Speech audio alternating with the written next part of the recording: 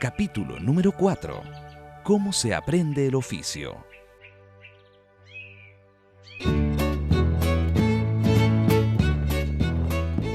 El cómo se aprende el oficio es reflejo de una cultura que basa su historia en la fuerza de la oralidad. La transmisión oral, muchas veces de padre a hijo, junto al despertar del ingenio, permite a las nuevas generaciones absorber antiguos conocimientos que se rearman con la apropiación de nuevas tecnologías y herramientas. Tiene figura de lancha chilota. ¿Ya? Pero la lancha chilota es así parecida, pero no así tan pulida, tan tirada a muebles. Es ordinaria, la lancha chilota. Pero que él sabía trabajar, pero él nunca me enseñó. Yo aprendí por mi pura... ¿Y cómo? Nos prohibía trabajar con trabajé con él. ¿Por qué? ¿Por qué Por eso? una parte sencilla y muy bien.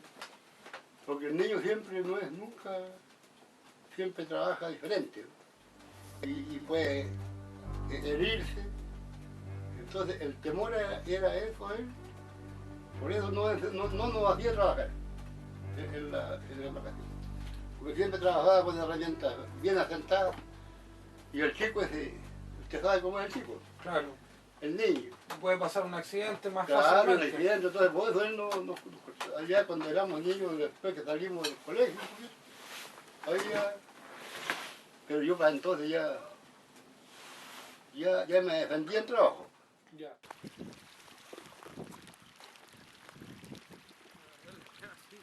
El aprendizaje podría parcelarse en 3 etapas. Mientras son niños, juegan con trozos de maderas, modelando pequeños barquitos. Luego, en la adolescencia, construyen botes menores, imitando otras lanchas. Posteriormente, después de su primera lancha, comienzan su eterno viaje de perfeccionamiento o maestría como carpinteros de ribera.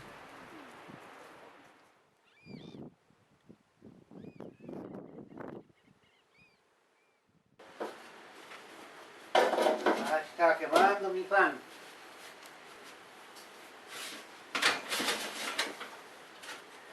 Nomás que no pasé a acordar. Yo aprendí así nomás. De repente nomás se me aclaró la mente y hice un bote primero. Mi papá me ayudó a cortar la madera y lo aserreamos a brazos y bajamos la quilla, roa, podastre, cuaderna, rural. Y armé el bote hasta que lo terminé, el primero. Claro que yo miré un bote hecho así, pues. Miré el bote hecho como estaba, nada más. Y lo miré una sola vez. Y después que lo miré una sola vez, lo miré y se me echó en la mente al tiro la figura de la embarcación, cómo era. Alejados de una educación formal, la totalidad de los maestros aprendieron en la práctica misma, ajenos a una institución educativa que les proporcionara conocimientos sobre la construcción naval.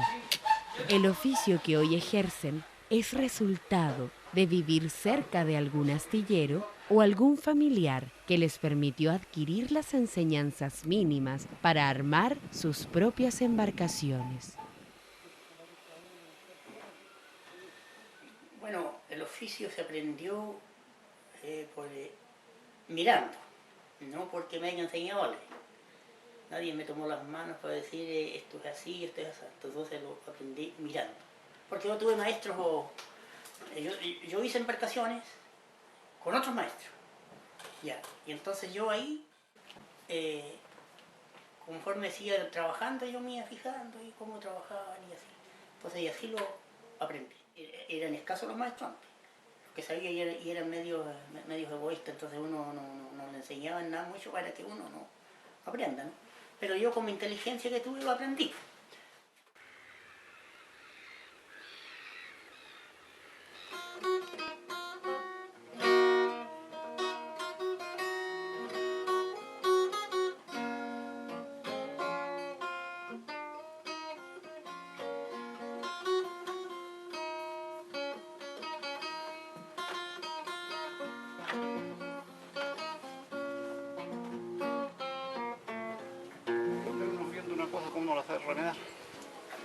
evitarlo, claro. Eso es lo que le digo a mis cabros fueron todos ciegos. Apenas aprendieron lo que enseñaban los profesores. De ahí que el cabro menor la vez pasada estaba la bicicleta para los frenos. No podía arreglar, ¿no? Esta weá fue eso, pero se agradece, bueno, que esta weá está lista, eso. Ármalo ya hacías aprender. Y lo arregló. Bueno. La vez pasada compraron un ropero también, un mueble grande que vino desarmado. Tiene que tener un técnico allá para armar el mueble. Así que el otro cabrón menor le dijo, no, ya como no lo vamos a armar nosotros. Yo quise armarlo, pero no, harto difícil lo encontré, así que a Chuchas le dije, ya, arma esta hueá, está lista. Le pasó la pelotita. Yo tenía 20 años, ¿no?, cuando mi padre partió. Así que no alcancé a cachar nada, todavía unos ahuevonados hasta esa edad.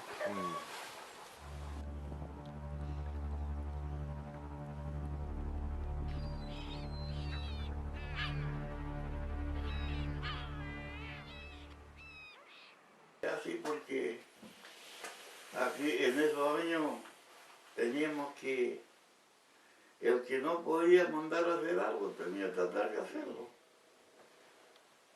Entonces yo fui su ayudante desde que se empezó a armar el trabajo de la gente, y ahí le iba pidiendo explicaciones como lo hacía, y él me iba dando detalles, a medida que íbamos avanzando. Y esa fue la única embarcación que debía armar. Y de ahí cuando terminamos, entonces yo me puse a hacer un cochecito que sirvió para la misma lancha. Y no me salió tan bien, pero lo hice bien de chito, sí, porque me gustó hacer las cosas bien. No importa que no avance, pero que sea bien, un trabajo bien hecho. Y enseguida hice otro, pues ya después me puse a hacer una chalupa y cada vez me fue saliendo mejor. Y así empecé solo. Después el mismo trabajo me fue enseñando.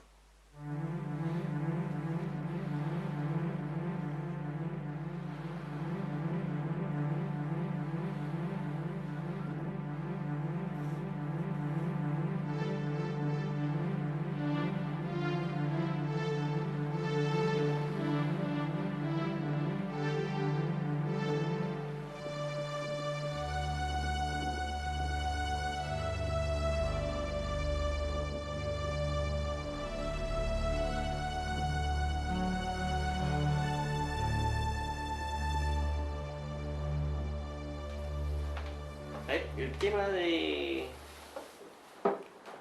cómo aprendí es bastante largo, pero puedo describirle en pocas palabras de que tanto fue así como mirando y viviendo en estas embarcaciones que era el medio de transporte que uno tenía para movilizarse. Navegando, después reparando embarcaciones, viendo cómo se construían. De hecho, cuando yo ya tenía 6 años, mi padre construyó la primera lancha chilota de su propiedad. Y esa la mantuvo por varios años. Después construyó una segunda embarcación cuando yo ya tenía 16 años. Así que esa primera lancha la tuvo 10 años. Y así, pero después se construyó la tercera. En ese tiempo yo ya tenía alrededor de 24 años, me parece, no tengo claro, pero algo así. Bueno, ahí ya yo participé directamente trabajando. ¿Y recuerda el nombre de esas embarcaciones? Sí, fueron las Alondra. Alondra primero, después la Alondra 2 y la Alondra 3, que aún está la Alondra 2. En este momento se encuentra en el sector del fiordo de Comao, en una fundación de Endesa, en Huinay específicamente. Está ahí como en un museo, ya varada, muerta se puede decir, pero ahí aún presente con toda esta estructura. Y la Alondra 3 está en Puerto Montt, en el club náutico, en el club del yate, ahí está. También todavía navega, pero en este momento está varada por reparación. Porque Alondra es un ave que se llama Alondra. Ya. Y también, por lo que contaba mi padre, había un buque, estamos hablando del año más o menos 1940, no, con 1950, un buque que se llamaba Alondra. Yo creo que de ahí él se sintió, le gustó el nombre Alondra y todo.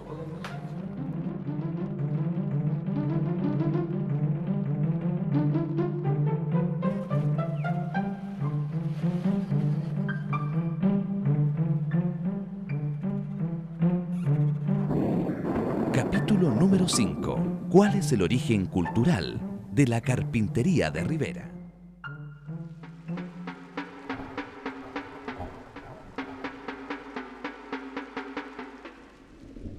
Los antiguos carpinteros de Rivera han heredado el conocimiento de los antiguos canoeros y cazadores de lobos, el que hibridado con la náutica española y europea generó una sabiduría que empapa como la lluvia las costas regionales.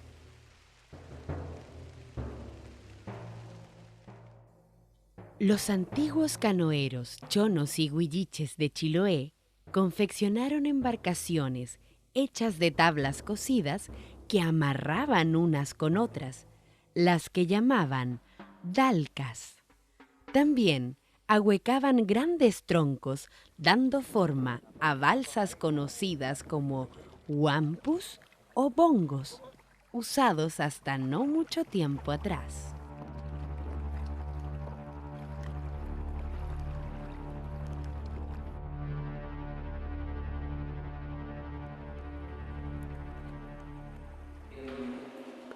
Muchos arqueólogos piensan que la construcción de embarcaciones en esta región tardó bastantes años. Primero hubo que trabajar las maderas, descubrir sus características de flotabilidad, de dureza y el uso que se le podía dar. Al comienzo construyendo herramientas, las propias viviendas, hasta después comenzar a construir embarcaciones para cruzar los ríos, los lagos de la región y más tarde internarse en el mar.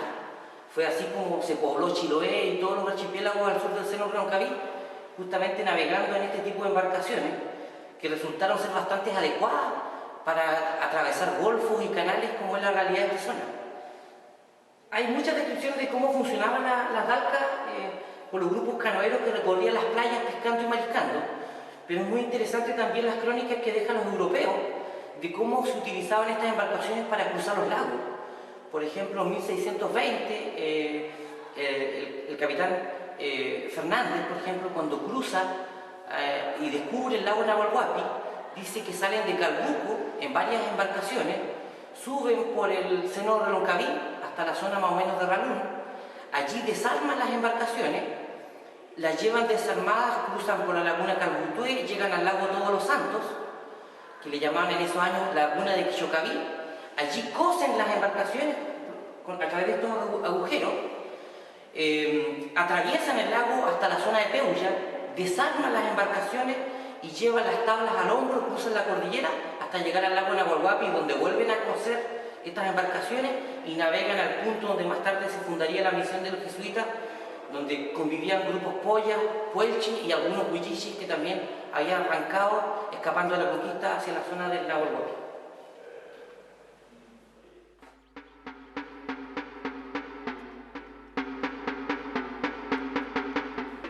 Entre fines del siglo XVIII y el siglo XIX, la fusión de saberes hizo que los carpinteros chilotes se apropiaran del modo de hacer lanchas con piezas estructurales de quilla, codaste, roda y espejo a la usanza de los botes europeos.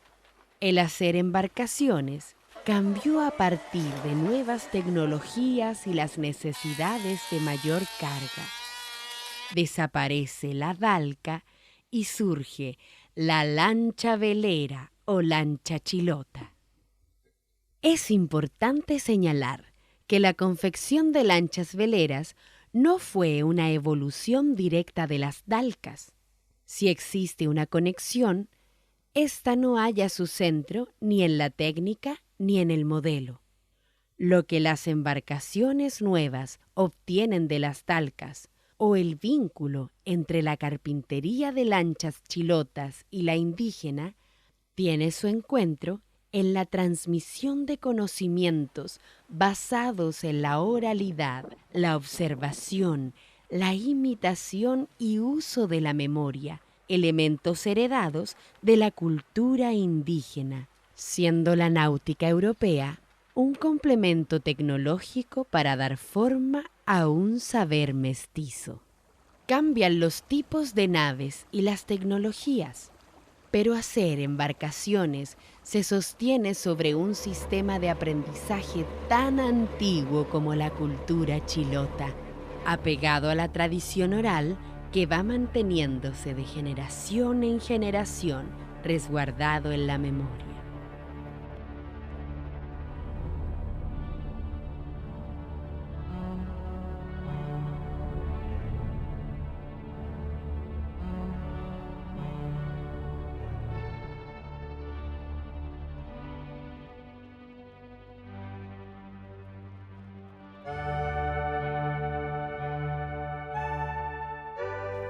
Capítulo número 6. La importancia histórica de las embarcaciones.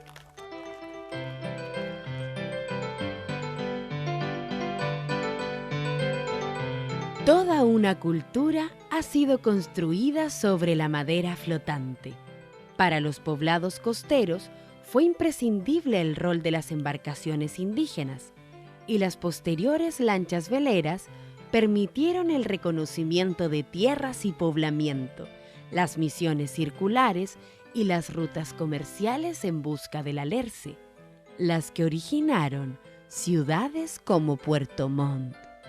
La ciudad-puerto creció en torno al arribo y zarpe de grandes barcos y por las veleras, botes y chalupas provenientes de aisladas tierras de las islas de Chiloé que arribaban en Angelmó, cargadas con maderas y leña, papas, hortalizas y animales, pescados y mariscos, que una vez vendidos en puerto, regresaban a su origen con los insumos básicos en alimentación y vestidos, adquiridos en el incipiente centro comercial de la ciudad. El comercio dependió por lo menos hasta los años 80 de las lanchas veleras construidas por carpinteros de Gualeguay, Calbuco y Chiloé, entre los lugares más reconocidos. Hoy en día, el flujo comercial se mantiene, pero no con el brillo del pasado.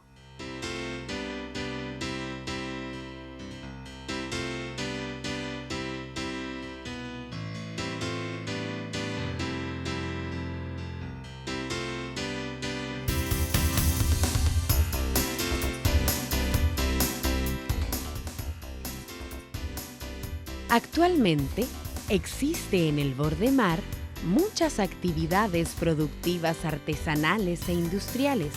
La carpintería de ribera contrarresta el modelo de desarrollo de extracción de recursos forestales, dando valor agregado a la madera, donde cada maestro le otorga una identidad a sus creaciones. Para la región de los lagos, el significado de vigencia de esta actividad dice relación con el rescate de una cultura local que es parte del patrimonio regional. Seguramente en el futuro, la carpintería de ribera se redefinirá en cuanto a saberes, tecnologías y modelos de naves, pero siempre manteniendo una conexión con la historia, asociada a la intensa comprensión del medio ambiente y un tipo de aprendizaje que se resiste a desaparecer.